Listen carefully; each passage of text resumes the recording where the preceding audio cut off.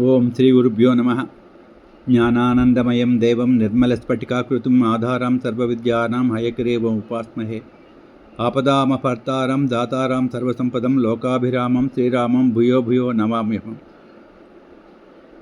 నేను స్వామి శివానంద వారు చెప్పినటువంటి వాయిస్ ఆఫ్ హిమాలయాస్ అని అది చదువుతున్నానండి. దాంట్లో యోగా, పతంజలి యోగా గురించి ఆయన చెప్తున్నారు. ధ్యానం గురించి చెప్తున్నారు. ధ్యానం గురించి అంటే ఒకసారి చెప్పిందే మళ్ళీ చెప్తున్నట్టు అనిపిస్తుంది మనకి. వేదాంతంలో పునరుక్తి దోషం లేదు అని చెప్తారు. ఎందుకంటే అది జటిలం, ఒక పట్టాన్ని అర్థం కాదు. ఒకసారి చేత ఒక చెప్పిందే మళ్ళీ చెప్తూ ఉంటారు అన్నమాట. అంటే పూర్వం గురు శిష్య సంవాదంలో చెప్పేవారు, అలా శిష్యులకు చెప్తూ ఉండేవారు. అంచేత అలాగే ఇది చాలాసార్లు వస్తుంటాయి కొన్ని విషయాలు. అంచేత ఎవరు ఏమనుకోవద్దని నేను కోరుకుంటున్నానండి. ఆయన చెప్తున్నారు, ఆలోచన భావాలు ఒకదానితో ఒకటి ముడిపడి ఉండేవి. భావాలే ఆలోచనలే ఉంటాయని చెప్తున్నారు ఆయన. మొత్తంగా ఆలోచనకు సంబంధించిన విషయం భావం కంటే వేరు కాదు. ఆలోచనలోంచి వచ్చిందే భావం. ఈ విధమైన తెలివైన ఆలోచనకు సంసార బంధం అంటే ఏమిటో, స్వేచ్ఛ అంటే ఏమిటి, ఏది సరైనది ఏది కాదు, భయం అంటే ఏమిటి, ధైర్యం అంటే ఏమిటి, ఏ పని చేయాలి ఏది చేయకూడదు అనేదే సాత్వికమైనది, స్వచ్ఛమైనది. అలాంటి ఆలోచనే. ధ్యానం వల్ల మాత్రమే నీవు ఆత్మదర్శనం చేయగలవు చెప్తున్నారు. అలా అని సరి అయిన ధ్యానం లేకుండా బ్రహ్మజ్ఞానాన్ని కానీ పరిపూర్ణతత్వాన్ని కానీ తెలుసుకుంటకు వీలు పడదు అంటున్నారు. ధ్యానం అనేది నీలో ఉన్న జ్ఞాన సంపదను తెలియచేస్తుంది. ధ్యానం అనేది ఆత్మ అనే దానికి రెక్కలు ఇచ్చి ఆ దివ్యధామానికి, అనంత ఆనందానికి నిన్ను తీసుకుపోతుంది. అంటే మోక్షం అని, చావు పుట్టుకలు లేకుండా. ధ్యానము వల్ల మనస్సు అనేది సత్యము అనే వెలుగుగా మారిపోతుంది. ధ్యానము, పూజ అనేవి జీవితంలో చాలా ముఖ్యమైనవి, అవసరమైనవి. ధ్యానం అనేది మనసుకు, ఆత్మకు ఆధ్యాత్మిక ఆహారము. ఈ ధ్యానం అనేది అంటే మనసుకు, ఆత్మకు కూడా ఆహారం అంటున్నారు. ఉచ్ఛ్వాస నిశ్వాసాలు జీవితం కొనసాగించడానికి అవసరం. అంతకంటే ధ్యానం, పూజ అనేవి జీవితంలో మంచితనానికి, పవిత్రతకు, సంతోషానికి చాలా అవసరం. ధ్యానం అనేది మనసుకు గొప్ప శత్రువు. అంటే అదే మనసు అంటే మనసు కోతిలాంటిది, ఇటు అటు కూడా తిరుగుతూ ఉంటుంది, నిలకడగా ఉండదండి. ధ్యానం వల్ల దాన్ని అరికట్టచ్చు. అంచేత దానికి నష్టం కలుగుతుంది. అంటే దాని ఇటువంటి తిరుగుతుంది కదా, తిరగనివ్వట్లేదు. అంచేత శత్రువు అని చెప్పారు ధ్యానం స్వామి. ఈ ధ్యానం అనేది ఏంటంటే కొంచెం ప్రాణాయామం వల్ల కూడా వస్తుందని చెప్తారు స్వామి శివానంద. ధ్యానం మనసును నాశనం చేస్తుంది. ఇక్కడ మనస్సు అంటే ఇంద్రియ వాసనలు చేత అనేక విషయాల్లో మనం చిక్కుకొని భగవంతుని వైపు మన దృష్టిని మలవకుండా, అంటే అటేపు దృష్టి వెళ్లకుండా చేస్తుంది. అంచేతే అది ధ్యానం ఆ మనసును కట్టడి చేస్తుంది. ఆ ఇంద్రియాలని అది కంట్రోల్ చేస్తుంది అన్నమాట, వాటిని నియంత్రిస్తుంది. బరువులు మోసేవాడు ఎండాకాలంలో తన బరువును కొంచెం దించుకొని విశ్రాంతి తీసుకుంటాడు. అంటే వెళ్తున్నప్పుడు మధ్యదారిలో ఒకసారి అది దింపి మళ్ళీ తర్వాత ఆ మూట ఎత్తుకుంటాడు. అదేవిధంగా తెలివైనవాడు ఈ సంసార బరువును విడిచి శాంతిని, అనంతమైన ఆనందాన్ని ధ్యానం వలన పొందుతాడు. ఇక్కడ ఏంటంటే వాడు మళ్ళీ మోసుకుంటాడు ఒకసారి దింపి ఎండాకాలంలో.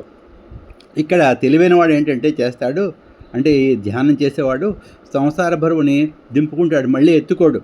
అది దాన్ని విడిచిపెట్టేసి శాంతిని, అనంతమైనటువంటి ఆనందాన్ని పొందుతారని చెప్తున్నారు. ఇప్పుడు అందరూ అనేక బాధలు పడుతూ సంతోషం అనేది లేక ఉంటున్నారు. అంటే మనకి లోకం తీరు చెప్తున్నారు ఆయన. దానికి ఒక దారి చూడాలి. ఎలాగా? దానికి పరిష్కారం బ్రహ్మజ్ఞానం పొందటమే. అంటే ఆత్మజ్ఞానం కలిగి ఉండటం. దీనికి ధ్యానం చాలా ఉపయోగపడుతుంది అని చెప్తున్నారు. 1 గంట ధ్యానం చేస్తే అది 10 సంవత్సరాలు చదివిన దానికంటే గొప్పది అంటున్నారు. అంటే చదువు లౌకిక ప్రపంచంలో డబ్బు సంపాదనకి చాలా అవసరమే. కాకపోతే ఈ ధ్యానం అనేవి ఏంటంటే యోగా అనేది చాలా గొప్పది. ధ్యానం అనేది దాంట్లో ఒక భాగం. అంటే మనకి అష్టాంగ యోగంలో 7వది. అదేంటంటే 10 సంవత్సరాల పాటు చదివిన చదువు కంటే గొప్పదని చెప్తున్నారు ఆయన. ఎవరైతే ఈ ధ్యానాన్ని క్రమం తప్పకుండా తీవ్రంగా చేస్తారో వారు సాత్వికంగా మారి వారి సూక్ష్మనాడీ వ్యవస్థ తీరు చాలా అద్భుతంగా పనిచేస్తుంది అని చెప్తున్నారు. అంటే మనకి ఈ ఇడా పింగళ అని రెండు ఉంటాయి, సూర్యనాడి చంద్రనాడి, మధ్యన సుషుమ్న ఉంటుంది. ఆ సుషుమ్న నాడి మనకి మూలాధారం అంటే గుదస్థానం నుంచి సహస్రారం వరకు కూడా అది కనెక్ట్ అయి ఉంటుంది దాని తలక ఇది.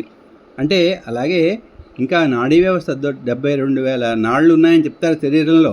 ఇవన్నీ కూడా మనకి చక్కగా పనిచేస్తాయి ధ్యానం వల్ల అని చెప్తున్నారు స్వామివారి ఉద్దేశం అది అలా చెప్పడం. ధ్యానం గురించి ఏమీ తెలియని వాడు ఒక చిత్రాన్ని పెట్టుకుని ధ్యానం చేస్తాడు. ఒక భక్తుడు తన హృదయంలో దేవుని ప్రతిష్ఠించి ధ్యానం చేస్తాడు. ఒక పార్సీ అగ్ని ఆరాధనలో దేవుని చూసి దేవుని పూజ చేస్తాడు. ఒక ఋషి సాధువు అయినవాడు, జ్ఞాని అయినవాడు ఆ భగవంతుని సర్వసృష్టిలో దర్శిస్తాడు అని చెప్తున్నారు. అంటే అందరికంటే గొప్పవాడు అనమాట అతను. సరే, కళలు అనేవి వస్తున్నాయి అంటే ఇంకా నువ్వు లోతైన ధ్యానంలోకి కుదురుకోలేదని అర్థం. తామసం నుంచి సాత్వికంలోకి, బద్ధకం నుంచి సంసిద్ధతలోకి, జాగృతి నుంచి అతీంద్రియ స్థితికి, నిద్ర నుంచి సమాధిలోకి ప్రయాణం చేయాలి అని చెప్తున్నారు. దూరశ్రవణము, ఎదుటివారి మనస్సు చదవడం, వశీకరణం, మోహింపచేయడం, శారీరక రుగ్మతలను బాగు చేయడం అనేవి మన మనస్సు ఉన్నత స్థితిలోకి ఉందని అర్థం. మరియు మన మనస్సు స్వాధీనంలోనే ఉందని అర్థం. నువ్వు ఆమ్లం అంటే యాసిడ్ తాగవచ్చు, మేకులు, అద్దం పెంకులు మింగవచ్చు. వాటికి యోగాకి ఏమి సంబంధం లేదని చెప్తున్నారు ఆయన.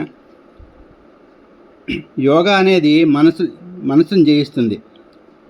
యోగా అనేది మనసును జయిస్తుందని చెప్తున్నారు. అంటే ఇంద్రియాలని వాటిని నిగ్రహిస్తుంది, మనసు ఇటు అటు పరిగెట్టకుండా ఆపుతుందని చెప్పడం అనమాట. అప్పుడు అలాంటప్పుడు ఏమవుతుందంటే అప్పుడు నువ్వు ఏదైనా సాధించగలవు, చేయగలవు. తర్వాత స్వామి అంటున్నారు, నీలో నువ్వు ఆత్మపరిశీలన చేసుకో. ఏకాగ్రత, ధ్యానం అనే వాటిని విడిచి చీకటి నీలో నువ్వు ఆత్మపరిశీలన ఏంటంటున్నారంటే ఇక్కడ చెప్తున్నారు ఆయన. ఎలా ఉందంటే ఈ లోకం, మనం ఎవరం కూడా మనలో మనం ఆత్మపరిశీలన ఏం చేసుకోవట్లేదు. నువ్వంటే ఏమిటి అది రమణ మహర్షి చెప్పేవారట. ఎప్పుడు ఏమైనా చెప్పండి స్వామి మీరు అంటే చెప్పేవారట. నువ్వంటే ఏమిటో నువ్వు తెలుసుకున్నావా, అది తెలుసుకునేవారట. ఇంకా అదే నీలో నువ్వంటే నువ్వు తెలుసుకోవడం అని తెలుసుకున్నట్టయితే ఇంకా వాడు బ్రహ్మజ్ఞానం అయిపోయినట్టే అక్కడ అర్థం. అది ఏం చెప్తున్నారు, నీలో నువ్వు ఆత్మపరిశీలన చేసుకోవడం, ఏకాగ్రత, ధ్యానం అనే వాటిని విడిచిపెట్టడం వలన చీకట్లో ఉంటున్నావని. అంటే వాటిని విడిచిపెట్టకుండా సాధన చేసుకోమని చెప్తున్నారు స్వామి. నీకు నువ్వు పూర్తిగా ఆ భగవంతుని గురించి ఆలోచిస్తూ మన జీవితంలో జరిగేటువంటి ఈ సందడి సమాచారాలకు దూరంగా ఉంటూ కుటుంబ అలజడులు, స్నేహితుల నుండి విడివడి ఆ గంగామాత ఒడ్డున కాలం గడుపు అని చెప్తున్నారు. అంటే మనకి గంగ పవిత్రమైందండి. అయితే ఆ గంగ ఒడ్డు కూడా అంటే ఆ ఋషికేశ్ కానీ, హరిద్వార్ కానీ, కాశీ కానీ అక్కడ ఎలా ఉంటుందంటే చాలా ప్రశాంతంగా ఉంటుంది. అంటే అంతమంది వెళ్తూ ఉంటారు, అలజడులు ఉంటూ ఉంటాయి, అయినప్పటికీ కూడా అదొక మహత్యం అని చెప్పుకోవాలి మనం. అందుకే చేత ఆయన అలా చెప్తున్నారన్నమాట, గంగ ఒడ్డున కాలం గడపమని. ఒక ధ్యాన స్థితి, సమాధి స్థితి పొందిన తర్వాత ఆ స్థితి పూర్తిగా భగవంతునిలో కలిసిపోతుంది. అంటే మనం మన శరీర ధ్యాస లేకుండా ఉండాలి, సమాధి స్థితిలో ఉండాలన్నమాట. ఆ సమాధి స్థితిలో ఉంటే మన తాలూకా ఈ ఆత్మ ఆ సూపర్ దీంట్లో ఆ కాన్షియస్నెస్ అంటే మనం వెళ్ళి ఆ భగవంతుడి తాల్లో కలుస్తుందని. అంటే ఇది విశ్వవ్యాప్తంగా ఉంటుంది. భగవంతుడు అంటే సర్వాంతర్యామి కదండి. ఇక్కడ లేడు అక్కడ లేడు అనలేము. అందుకే అంటాడు, ఎందుకు లేడు అందులేడు సందేహం వలదు, చక్రి సర్వోపగతుండు ఎందెందు వెతికి చూసినా అందిందగలడు దానవాగ్రహణ వింటే అని ఆ ప్రహ్లాదుడు భాగవతం తండ్రితో అంటాడు. అలాగా మనం కూడా ఏంటంటే ఎప్పుడైతే ఆ స్థితి పొందుతామో మనం భగవంతుడిలో ఐక్యమైపోయినట్లే. అది అంటే దీనివల్ల ఏంటంటే మోక్షస్థితి వస్తే ఇంకా ఈ పునరపి జననం అనేవి ఉండవు. అంటే మళ్ళీ పుట్టడం మళ్ళీ చావడం ఉండదు. ఆ చట్టం నుంచి మనం విడిపడిపోతాం. అది తర్వాత చెప్తున్నారు ఆయన, ఇంకా అయిపోవచ్చిందండి ఇది. ఇంద్రియాలను నియంత్రించుకో, మనసును నిలువరించుకో, ధ్యానం క్రమం చెప్పకుండా చేయి. ఒక యోగివి కమ్ము అని ఆయన 3 సార్లు ట్రస్టింగ్ ఇక్కడ చేశారు. ఆయన ఇంగ్లీష్లో చెప్పారు. అంటే భగవద్గీతలో కూడా చెప్తారు, జ్ఞాని కంటే యోగి గొప్పవాడని చెప్తారు భగవద్గీతలో కృష్ణ భగవానుడు ఒక చోట. ఇంకా యోగ జీవితం గడుపు, ఆ గొప్ప సిద్ధాంతాన్ని వ్యాప్తి చేయమంటున్నారు. అలాగే మన ఇండియాలో ఈ యోగా దీని గురించి బాగా మనకు వ్యాప్తి చేసిన వాళ్ళలో స్వామి శివానంద ఆశ్రమం కూడా ఒకటండి. వాళ్ళు ఈ యోగా గురించి చాలా కాలం క్రితం, ఒక 70-60 ఏళ్ల క్రితమే వాళ్ళు దాన్ని బాగా ప్రాచుర్యంలోకి తెచ్చారండి. అది ఇక్కడితోటి ఈ చాప్టర్ అయిపోయిందండి. తర్వాత చాప్టర్ తర్వాత ప్రారంభం చేస్తానండి. ఇంతటితో ఆపుతాను. శుభం భూయాత్.